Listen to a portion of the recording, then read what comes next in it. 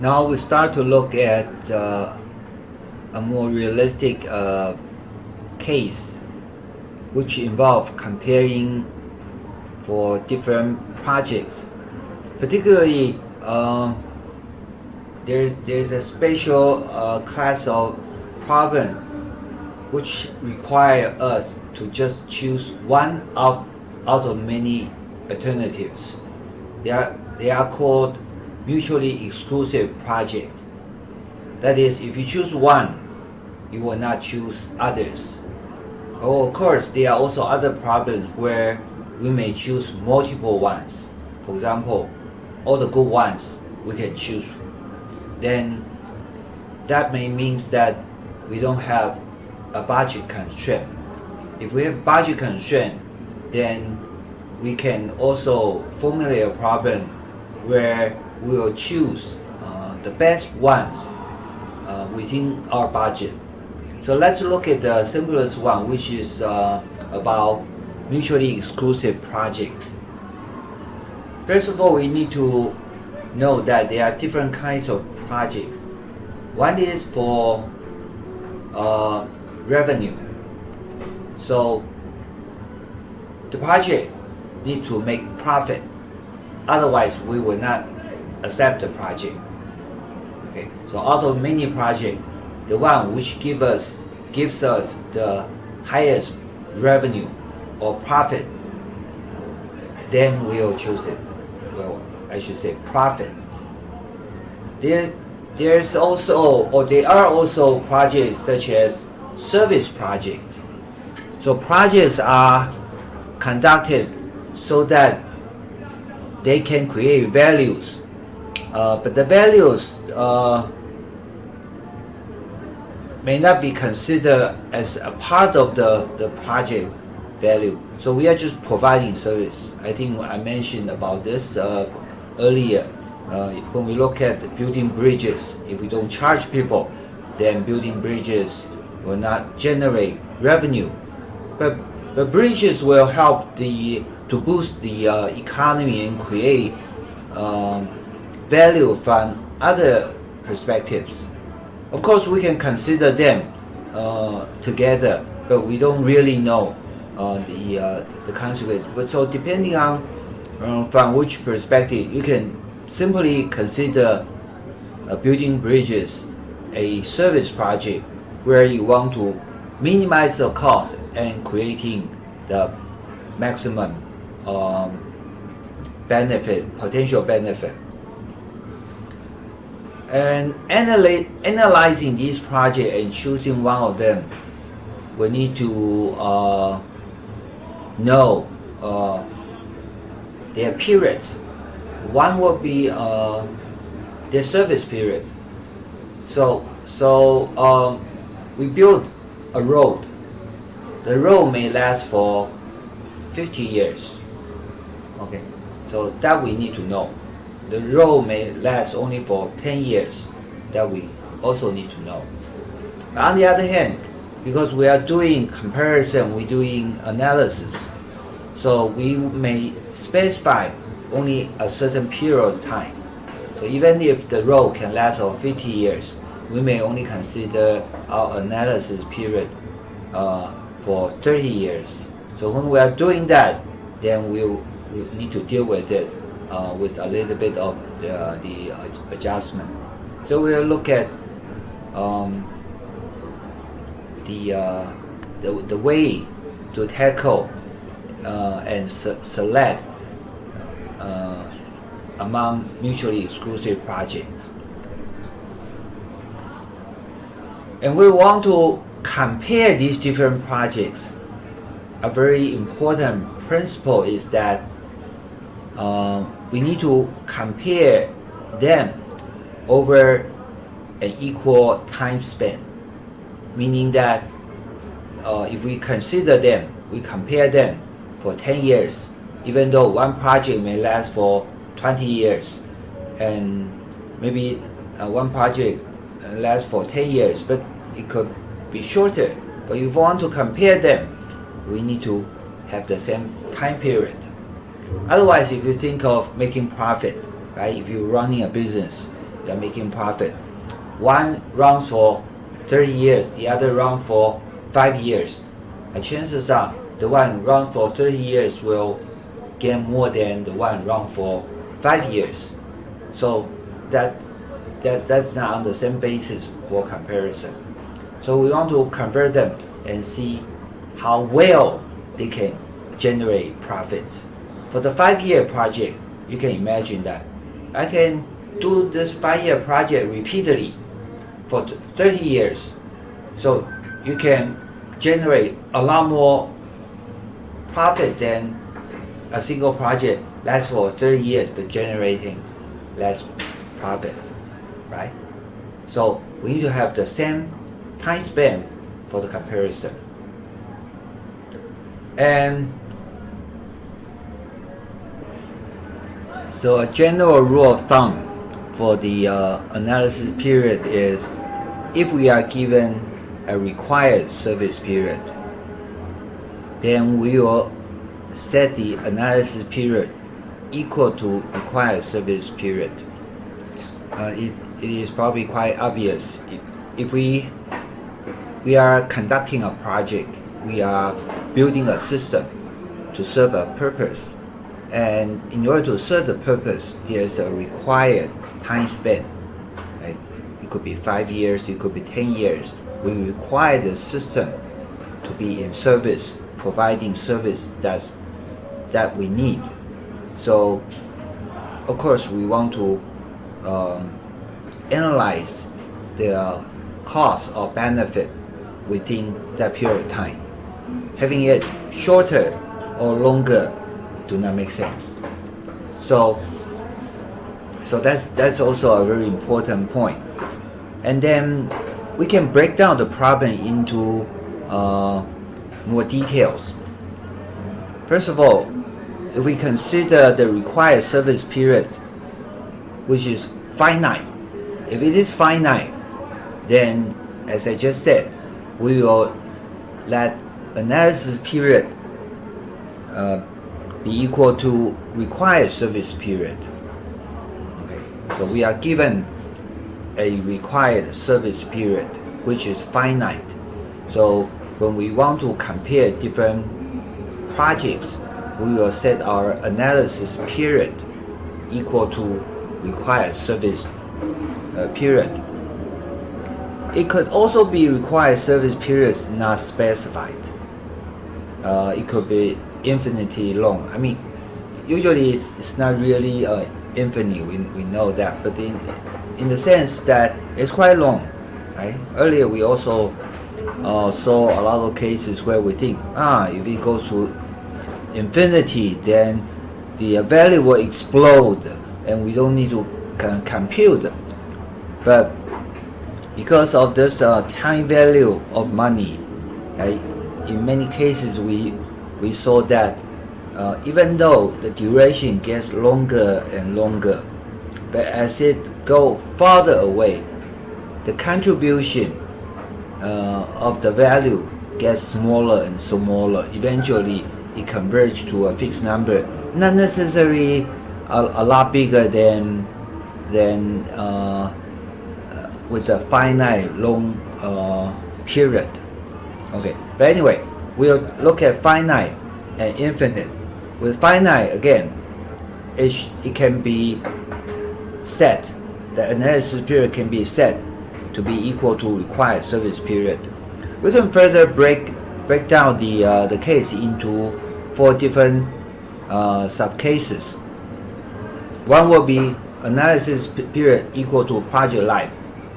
These project lives are given, which coincide with the analysis period.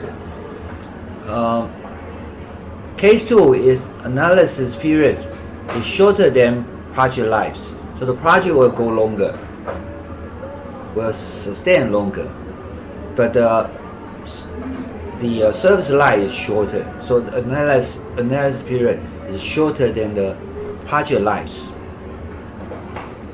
Required service period, I mean. It could also be analysis period is longer than project lives. So project finishes the service life, but it is required that the analysis period is longer than those project lives. So we also need to deal with that, because analysis period represent the required service period. So since it's longer, we need to find a way to fill in the gap of the all the existing project before we can compare them. Remember, we need to compare all of them with the same time span.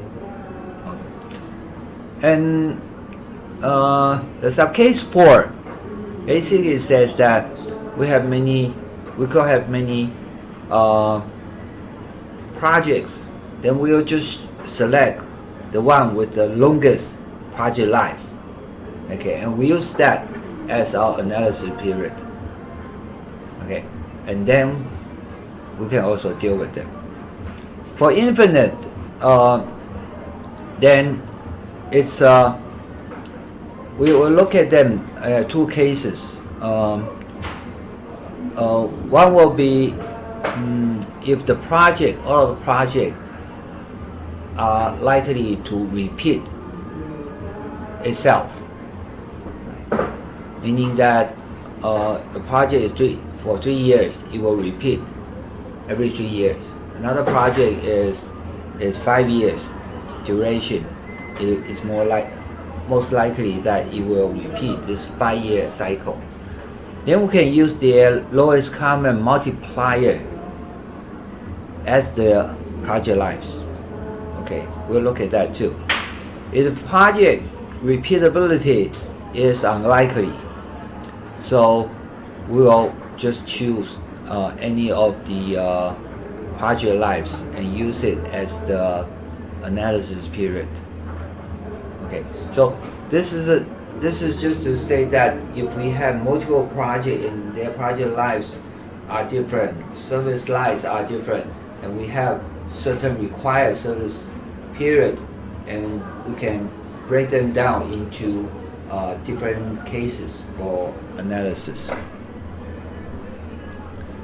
To begin with, if we just look at the case where analysis periods equal project lives, so all the project lives are of the same length, and the analysis period will be just taking that project life as the analysis period. So here we have a case of machining center methods, which is very common in a manufacturing company. We have choices usually. We want to come up with the same product, but there are many ways to make the products. And the simplest way to think of it is we can have very cheap, labor-intensive machine. Right?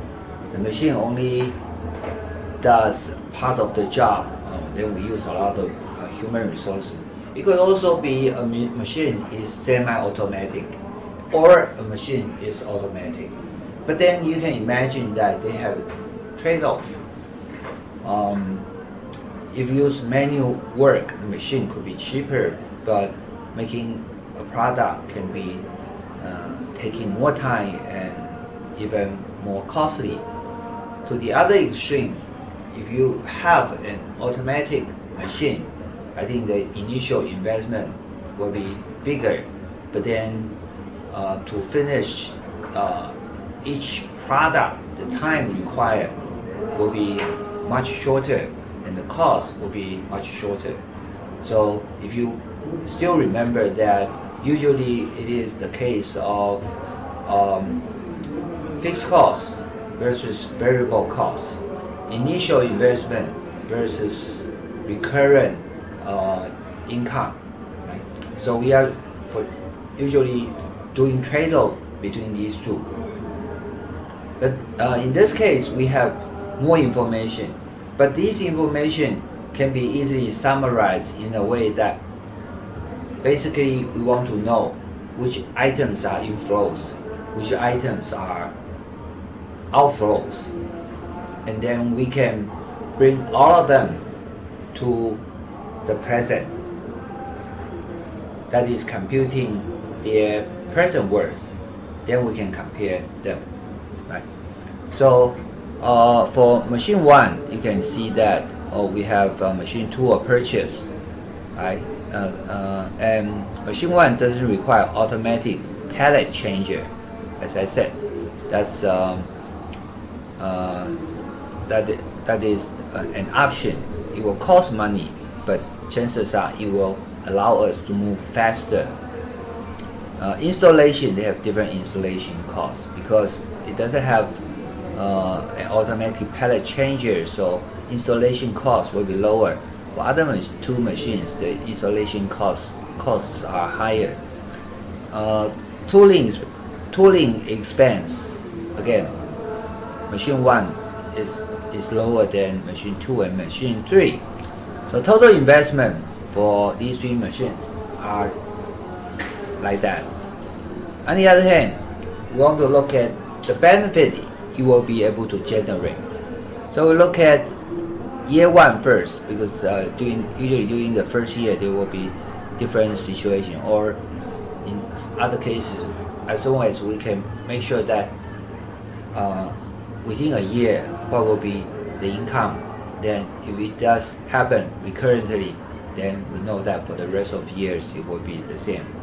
So we look at the first year, we say, okay, for the benefit we have additional revenue, right? By having this machine we can make more sales, and in some cases we can save labor cost, right? So machine 3 does have this benefit, and saving because they have this automatic pallet changer. So machine 2 and machine 3 can save certain amount of money, and this is we can come up with the net revenue for each machine for year 1, and for other years, for year 2 until year 5, for machine 1 and machine 2, the net revenue will remain to be the same. But machine 3, which seems to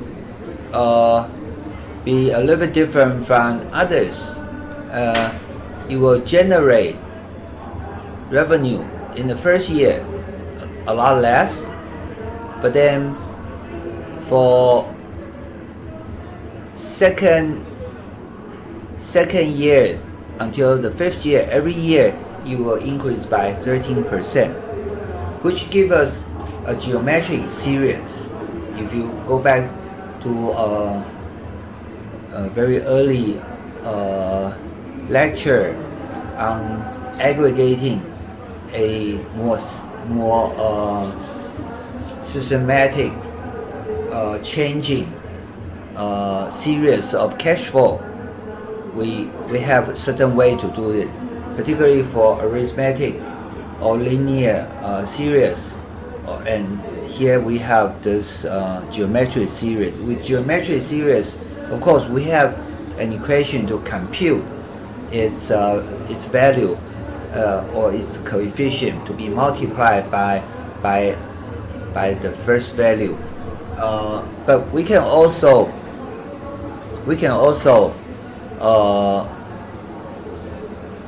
try to find the coefficient from the lookup table at the end of the textbook, but that lookup table will be a little bit different. But anyway, for the first machine and second machine, you can imagine that we can simply just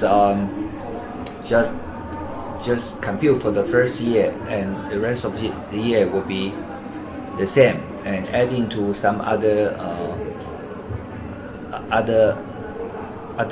values, like investment or salvage value, occur in the beginning or at the end. For the machine 3, it's a little bit different. Then you need to again look into a very different lookup table and find a coefficient and compute the result. And we can write them up as you can see here. it's quite clearly that for others, we just need to take A, machine 1, machine 2, we take A, given A, find P for 5 periods, because it happens for 5 years. And in the beginning, this is the investment. And at the end, we have salvage value, given F, find P, and we are computing or making comparison at the interest rate of 12%. Okay, and it happens at the end of the 5th year. So we bring the value to the present value. So we can get the present worth at 12% interest rate of machine 1 equal to 76,000, a little bit more than 76,000. For option 2, which is machine 2, yeah, basically the other than the numbers are different, the computations is exactly the same. We come out with the present worth of machine 2 equal to more than 85,000. And for machine 3, for the series of the revenue, it started small than these two, and the coefficient is given A1, which is this value. Find present value of P, and the increasing rate, geometric series. Right? Every year it's increased by 13%, and at 12% interest rate for 5 years. And we can look it up and find this coefficient. And then we also add the salvage value, which is the same as all other machines. So we ended up with more than 82,000, a little bit more than 82,000. So you look at all three of them.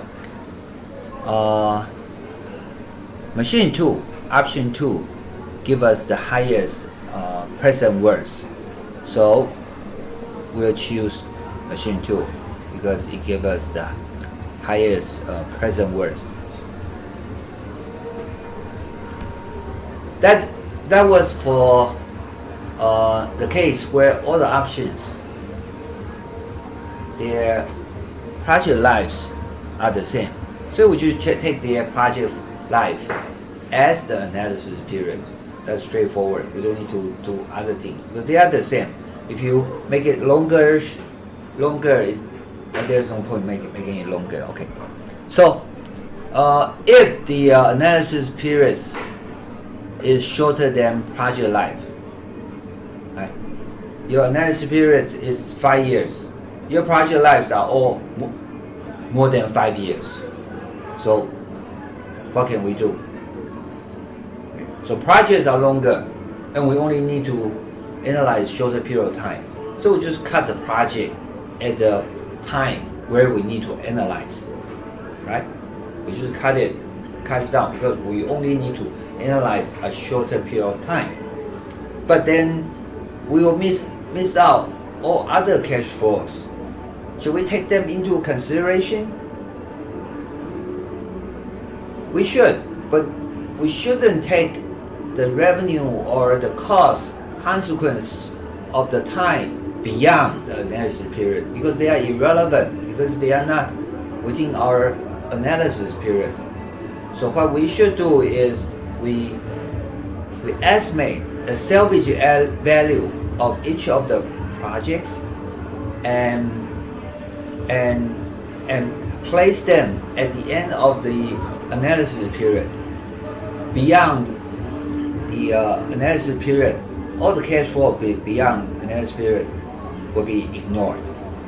Okay, just cut it off at the point where we need to end our analysis. Beyond that, we don't care. Right? Beyond that, we don't care because we only need to focus on the analysis period. However, there are still values remaining. Machine maybe still be able to run, and so we can sell them. Maybe there are still certain other salvage value that we can find, we can turn them into income. So we'll do that estimation and created that value added to the end of the analysis period for each project.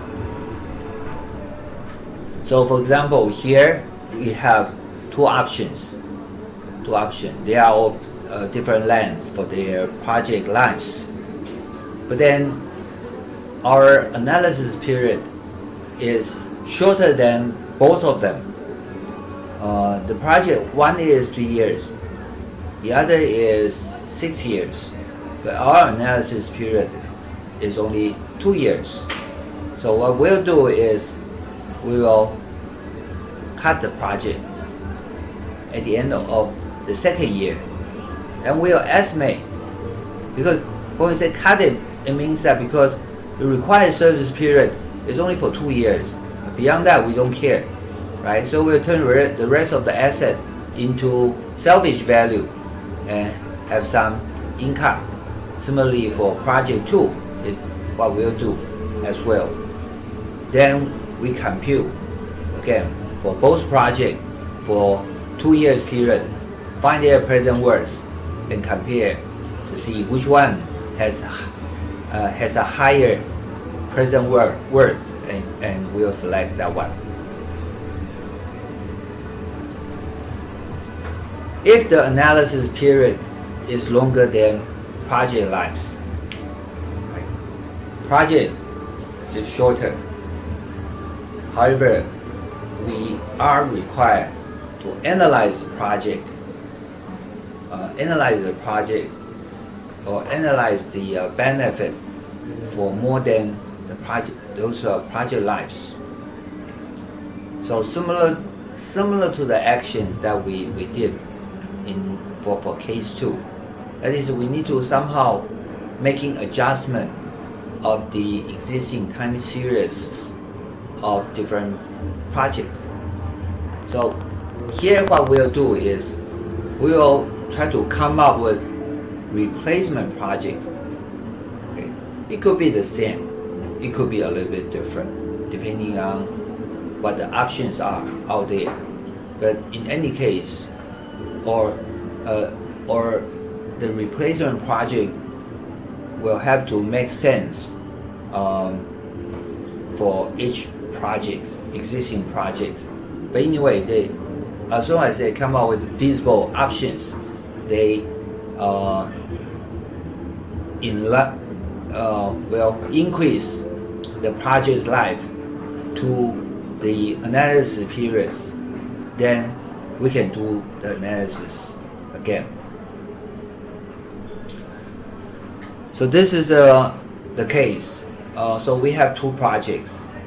One will end in 3 years. One will end in 4 years. However, the required service period is 5 years. So 3, the other is 4. They are all shorter than 5. So what we'll do is we will find another replacement project for model A. We'll find also a different replacement project for model B. They could be the same project, they could be different. The reason is we are already finishing the first project. The second project doesn't have to last as long as the first project, so we may not use the same project to fill in the gap, right? Originally you have an option for 3 years, but then clearly you only need to find an option where it lasts for 2 years, and the cost could be different, the benefit could be different, but you'll probably choose it for your benefit, and you need to choose it which is compatible with the existing project. So we didn't really talk about these practical issues, but they need to be considered. But here we just assume that we can, based on our technical knowledge we can come up with a replacement project to fill in the gap for model A. Similarly, we can find a replacement project to fill in the gap of model B, so that both of the projects are now both of the project can now sustain for 5 years, which is the required service period and also the analysis period. So once we fill in the gap, then we can do the analysis. The fourth case out of the analysis period, which is finite, okay, is we have two projects. Two projects are all different lengths, and there's no required. Let's just say there's no necessarily required service period. So what we'll do is we will take the project with the longest project life, and extend, or the shorter one, okay, extend the shorter one to that period, and assuming that nothing happened there, and then we'll compare two of them.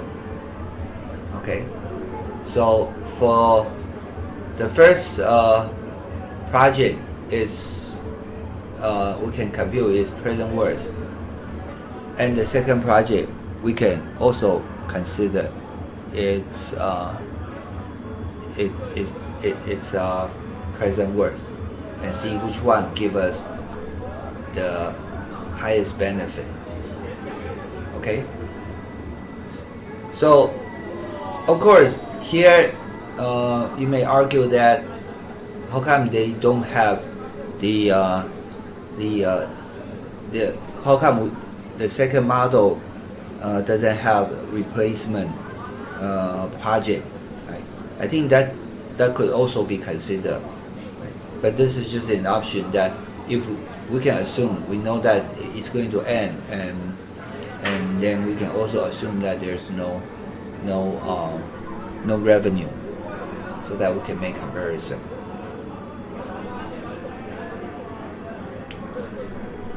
What if the analysis periods are not specified?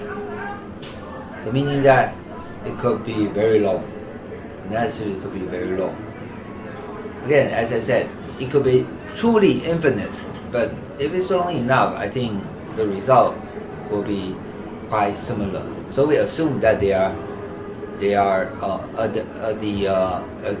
analysis period is infinite.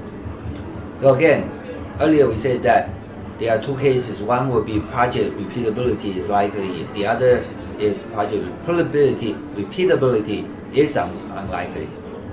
Okay, so let's see how we deal with it.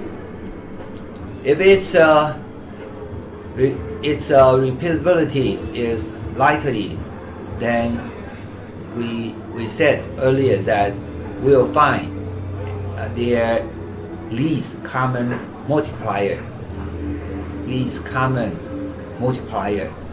So if one project is 4 years, one project is 3 years, then we just repeat the cycle, and their least common multiplier 4 years and 3 years will be 12 years.